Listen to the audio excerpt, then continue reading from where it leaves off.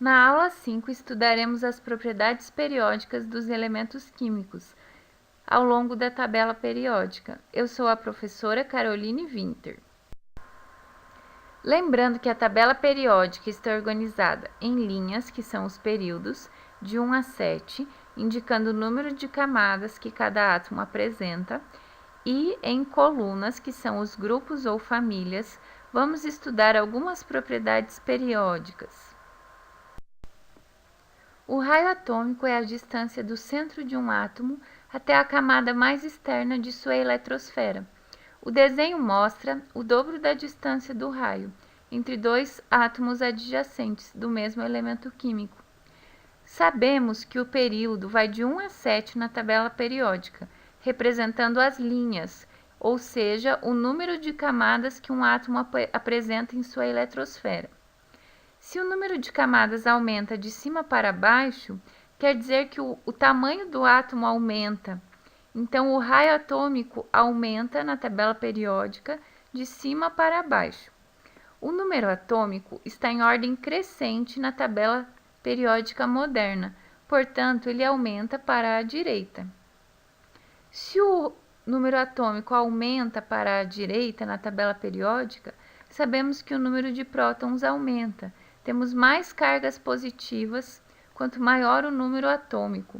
Isso faz com que os elétrons fiquem mais próximos do núcleo, pois se sentem atraídos. Ou seja, quanto menor o número atômico, menos cargas positivas temos no núcleo e menor é a atração com os elétrons das camadas da eletrosfera.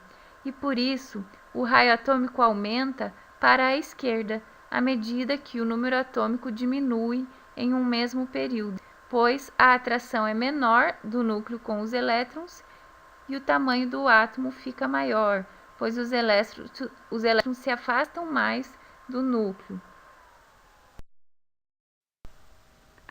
A afinidade eletrônica de um átomo, ou eletroafinidade, corresponde à energia liberada quando um elétron é adicionado a um átomo neutro no estado gasoso.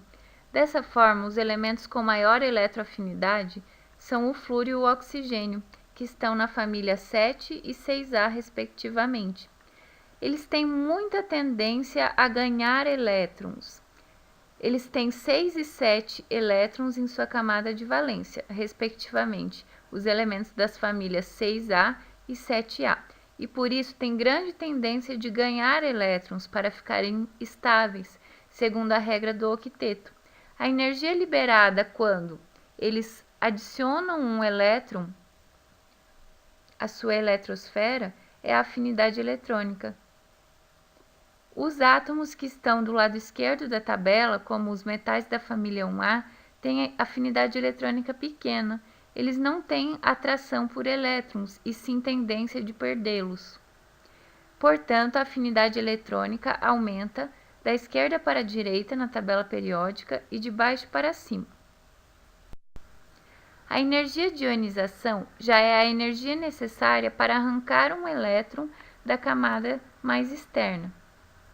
Sabemos que os halogênios da família 7A possuem 7 elétrons na camada de valência e têm tendência de ganhar mais um para ficarem estáveis, com 8 elétrons. Se eles têm tendência de ganhar elétrons, ou seja, têm grande afinidade eletrônica, atraem elétrons com facilidade, é muito difícil arrancar um elétron de sua última camada.